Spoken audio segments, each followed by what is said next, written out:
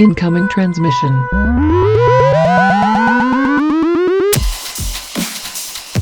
O Brasil é um celeiro de culturas religiosas. Inclusive, a gente está preparando um vídeo sobre a diáspora das religiões brasileiras. Sim, o Brasil, além de exportar milho, soja e gado, ele também exporta suas religiões.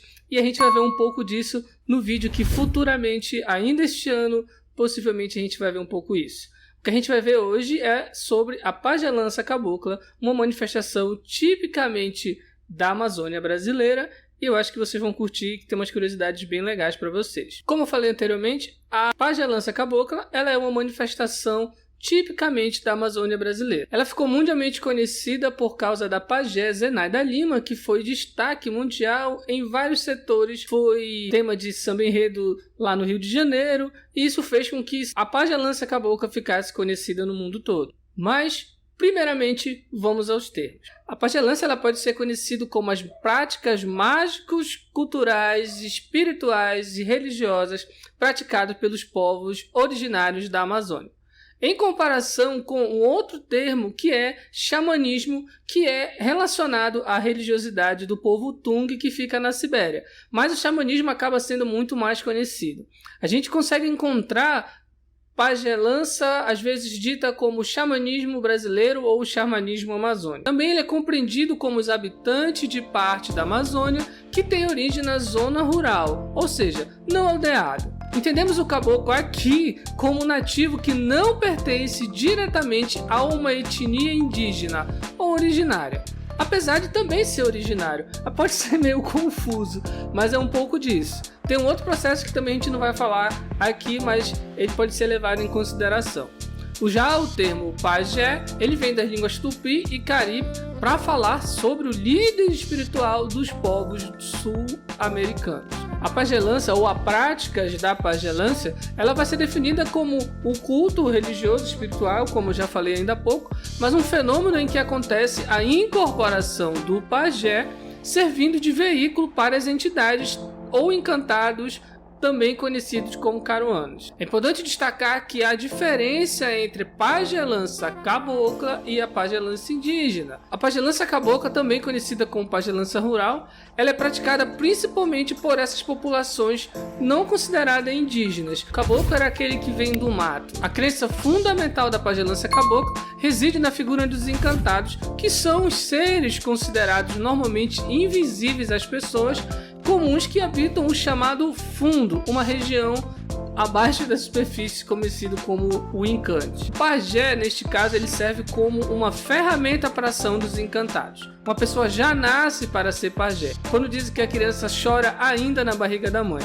Então ela tem que procurar um pajé mais experiente para ensinar sobre os mitos, remédios e todas as ritualísticas e fundamentos da manifestação da pagelança cabocla. E aí, quando ela estiver pronta, ela passa por um ritual chamado de encruzamento, que é quando ela morre simbolicamente e renasce como um pajé ou uma pajé formada. Ela nunca se cura de uma doença chamada de corrente de fundo, que também dá certas proibições, que também ela tem que praticar a caridade e não cobrar pelo seu trabalho. A pagelança cabocla resulta de um sincretismo, uma ideia aqui de junção de práticas de crenças indígenas, culturas europeias e também africanas.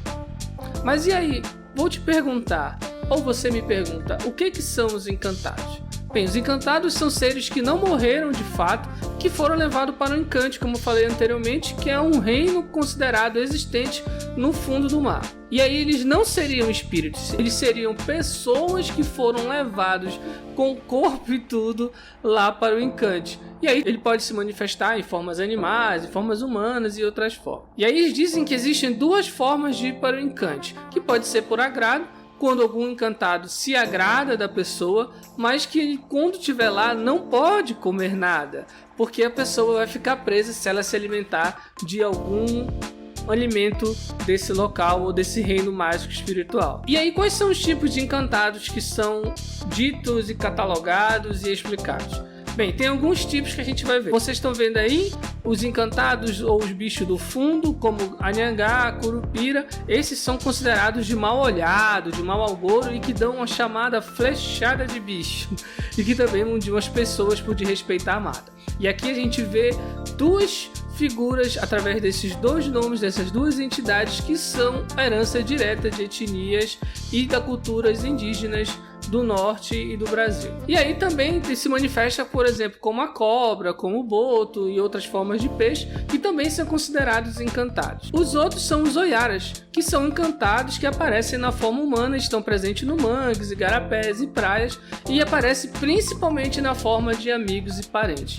E por último, os caruanas, que são aqueles que se manifestam de fato no pajé para realizar as curas. Dois exemplos de encantado: Cobra Norato e Dom Sebastião. A Cobra Norato ela tem relação com os conhecidos mitos da Amazônia da Cobra Grande, sendo uma espécie de entidade que povoa os sistemas de crença do contexto indígena ou não. Então, na Amazônia é muito constante e muito presente essa ideia ou um mito sobre a presença de uma cobra encantada ou alguma coisa parecida. E aí, por herança da cultura europeia, a gente tem o Dom Sebastião. E já o rei Dom Sebastião de Portugal foi um rei português que morreu na Batalha de Alcacequibi em 1578. Mas dizem que na verdade ele não morreu, em que ele foi encantado e que ele foi levado para esse outro reino. Então aqui a gente vê aquela ideia na base de que os encantados na verdade são levados de corpo e tudo para o encante ou os outros reinos da encantaria. E aí se fala que existem 3 moradas para o Dom Sebastião. Só um adendo, pessoal. Esses portais, essas moradas do rei Sebastião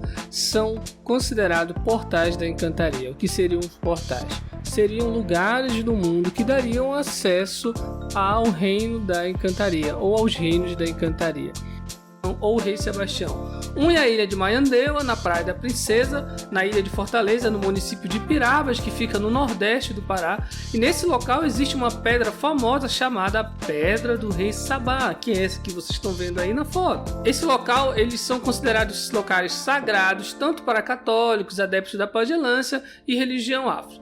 Outra morada possível do rei Sebastião é o Lençóis no Maranhão. Quanto ao mito de origem, a gente vai ver um vídeo da pajé Zenaida Lima explicando e mostrando como é que determinados elementos da herança cultural de um determinado grupo indígena passa e chega até a pagelança cabocla para ser a sua base de sustentação. Dê só uma olhada aí.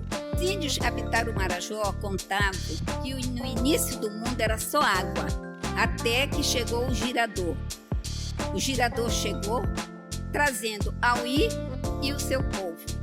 O girador era um grande pote de barro. Auí era um ser luminoso e o seu povo transparente como as águas. O girador pairou sobre as águas e dele desceu Auí, que construiu 7 cidades para acomodar o seu povo. O girador disse a Auí que ele podia passear por cima das águas, mas que nunca se aproximasse e nem olhasse para dentro do roda-moinho.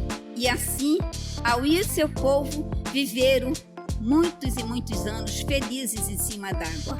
Auí acordava cedo para contemplar o sol. E numa dessas vezes, ele sentiu um forte desejo de olhar para dentro do roda-moinho e se aproximar dele, como se fosse uma força que estivesse lhe obrigando a fazer isso. E ele assim fez. Quando o roda-moinho abriu, ele olhou e viu o barro, material que era feito o gerador, e mergulhou para pegar. Mas houve um desequilíbrio e foi tragado ele, o seu povo e as 7 cidades para o fundo. A terra que estava no fundo aflorou. A nhanga, que estava presa no fundo das águas, se liberou e veio para a terra, para as partes altas, e surgiram, trazendo a inveja, a discórdia, a ambição, a maldade. O girador, a cabeça de Auí, partiu-se em 3, dando origem aos 3 reinos da natureza: mineral, vegetal e animal. O povo de Auí se transformou em energia e ganhou o nome de Caruana. O girador tornou voltar e criou uma força para reger aquele novo mundo e botou o nome de Patuanum, o gerador das energias. E Patuanum povoou esse mundo de coisas especiais. O girador deitou na parte alta a semente da vida do homem, da mulher e de todos os seres viventes, que deu origem aos índios do Marajó. Esses índios do Marajó passaram a cultuar esse novo mundo. E o pajé da tribo passou a invocar as energias do povo de Auí, juntamente com o remédio da fauna e da flora, para curar os doentes da sua tribo. Assim, viveram por muito e muito tempo. Quando tinha uma pessoa e nascia um defeito físico, ou então doença que o pajé não encontrava recurso dentro da fauna e da flora, e com essas energias do povo de Auí, ele partia para o ritual de encantamento. Ele preparava o doente, botava num grande pote de barro e afundiava, mandava para se encantar no Patuanu. Se encantando, o pajé depois, no ritual da pajelança, chamava essas energias e estava ali no meio dos seus entes queridos, até porque dentro da pajelança cabocla não existe o fator morte. Praticamente, as energias do povo de Auí e as energias desses índios eram encantados, junto fazia a cura com remédio da fauna e da flora para as pessoas. Quando acabou os índios do Marajó, os caboclos passaram a cultuar. Então a pajelança virou pajelança cabocla. O que é pajelança? Pajelança é um culto aos caruanas. Então o pajé caboclo continua fazendo a mesma coisa. Ele cura as pessoas com remédio da fauna e da flora, e quando tem um problema bem sério de doença, se faz o ritual da pajelança e se chama essas energias do povo de Auí para auxiliar na cura do doente. Eu acho bem legal que ela explica em um ponto sobre a questão da morte, né? A visão da morte. A pessoa, quando fica muito doente, eram colocada no cesto, colocada no fundo do mar, e aí se considerava que essa pessoa continuava viva, mas na forma de um encantado, que seria a forma em que a pessoa ou o parente morre, impossibilitado de continuar na migração do grupo atrás de recursos, considerando que sejam grupos coletores, e esse ser agora, esse humano que agora se torna uma entidade ou um encantado, ele pode continuar acompanhando, mas com uma outra forma, em um outro nível de existência. E aí também justifica lá a morte simbólica que é falada na iniciação e formação do pajé. Espero que vocês tenham gostado. Foi bem informativo, são os pontos principais da pajelança cabocla, e ela cruza com alguns outros cultos que a gente vai falar depois, como por exemplo o tambor de mina.